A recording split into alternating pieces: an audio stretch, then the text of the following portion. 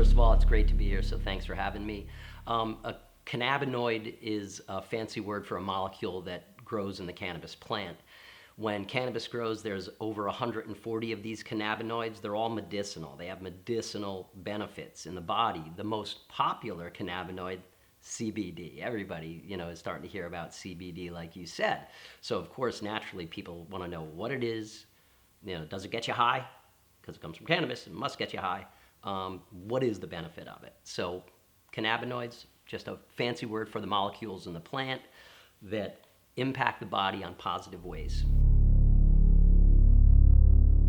It's not uncommon that people don't know so much about it because it was only discovered in 1992. Although, for millennium, since caveman times, we've actually had this, innate endogenous cannabinoid system.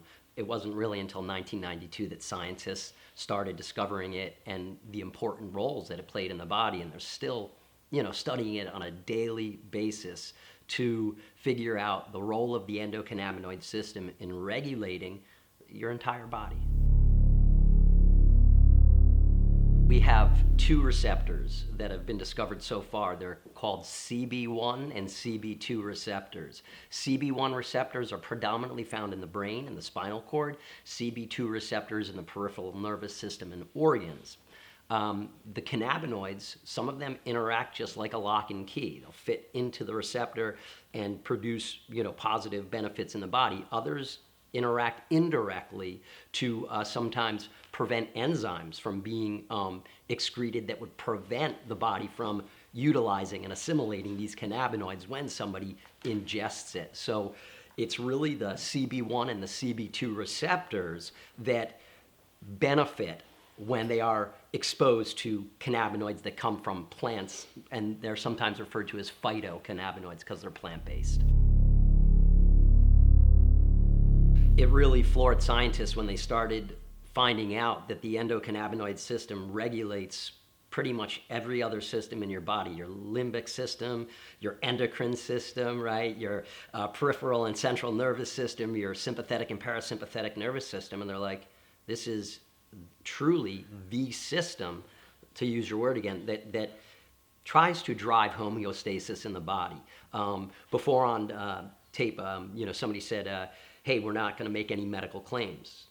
And same thing here. There are no medical claims to be made like it's going to cure this or cure that. But the fact is that the limited studies that have been done and thousands of anecdotal, stories that we hear shows that absolutely when people are ingesting good quality cannabinoids, that their bodies do respond. How far the needle moves in the right direction, that's different for everybody. But I know very few people that have ever tried a good quality CBD hemp oil product that did not report some sort of improvement. And that's exciting. All somebody has to do is go type in CBD or just go to Amazon and type in CBD, and they're inundated with pages and pages and, labels and claims and 500 milligrams and 1,000. And they just become, it's mind-boggling. So they usually will reach out to me or somebody that they know or trust and say, how do I know it's a good product? Well, the first thing that we always want to establish and ask is, does the manufacturer of the product have third-party lab analysis of their products? If they don't, we just know to turn around and walk away or leave that web store because nobody can tell us what's in the product. So that is probably the most important aspect of starting someone's education. If a manufacturer has a third-party lab certificate. Now that doesn't mean that can't be fudged, right? So it's not just looking at the piece of paper and saying, okay, there's no pesticides or insecticides, fungicides, but it's at least a start. And you'd be surprised how few companies do it. So knowing the source, kind of like Grow More, knowing the source, where their vegetables are coming from and the soil and their heirloom seeds, it's the same thing with hemp. Where is it growing? What are the conditions it's growing under? How are they extracting this oil from the plant? Are they using nasty gases or natural processes? So, but truthfully, it starts with just knowing whether or not there are lab certificates to back the product that you're considering buying is bare minimum requirement. there are different form factors or routes of administration that people would say, and some work better for people than others. So inhalation is popular mostly for people with like anxiety and migraines because it's the quickest time to onset. It's only about 1 to 3 minutes after you inhale the medicine that your body can start to feel the effects, but it's pretty quick out of the body as well, about 1 to 3 hours.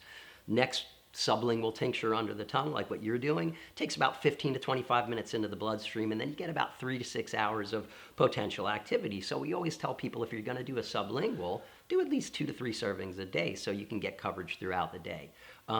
Anything that goes through the digestive tract, whether it's an edible or a capsule, is going to take about 60 to 90 minutes, so it's the longest time to onset, but it breaks down the longest in the body, about 9 to 12 hours. So some people gravitate towards that because if they wake up in the morning with arthritic pain or something and it kind of, plagues them throughout the day, they say, hey, that's a really good window of coverage. And so some will take that. But going back to people's physiology and biology, maybe some people are not digesting things very well. So I might not want to give them a capsule because they might not assimilate enough of it to actually feel a result. So then they would say, well, what do I do? I'd say, take a sublingual. Why? We're bypassing digestion. So if that was an issue, not anymore. So there's some tinkering involved. It's not a silver bullet. It's a powerful statement, and he's a doctor and I'm not. So if he's saying it and he's studying both sides, he's had that, practical experience in cardiology and now learning about this, I would say, from the anti-inflammatory response and inflammation being probably, most autoimmune diseases, if not all of them, and most diseases are caused by inflammation. So if we can reduce inflammation in the body, we can not, remove the chances of getting something, but we can reduce the chances and kind of start mitigating risks. So I would agree with him 100% that in conjunction with, because again, it's never a silver bullet, but in conjunction with eating right, like our humanity, right, upgrade, our live more. I mean, it's all these components together, not separate, but together, that's going to make such a huge impact in people's quality of life, their health, their vitality, and most important, their understanding and education about what this is all about. Because without the education first, nobody's going to take that next step. But when you hear the information like we've all been fortunate enough to hear today, anybody that wouldn't take a step forward is missing out. Most people, I don't think, when they're looking to address a symptom from conditions, they don't really care about getting high. I mean, if they want to do that, that's a recreational thing. What they want to do is address the symptom. Hemp, right, it's cannabis family, it's just low THC. Legally permitted in this country to keep us from doing anything illegal, the amount of THC that's permissible is 0.3. So that's 0.3%. You can get THC free as well. Either of those can never cause euphoria. And like you said, it is only the THC molecule, or cannabinoid if we want to use the proper word, that causes that euphoria. All of those 140 plus other cannabinoids, they're not psychoactive at all. So if you have low THC or no THC, you get all of the benefits of the cannabis plant without the high.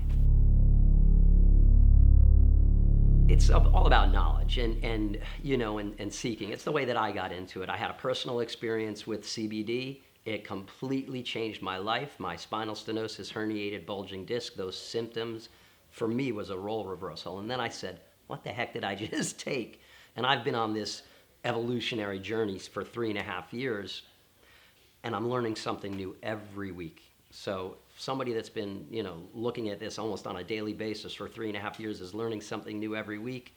There's a lot of information out there. We just got to keep going, find credible resources, find resources that you trust, and that are really giving you the information as it is, would be my best advice. Pleasure to be a part of it. It's my honor, and thanks for having me.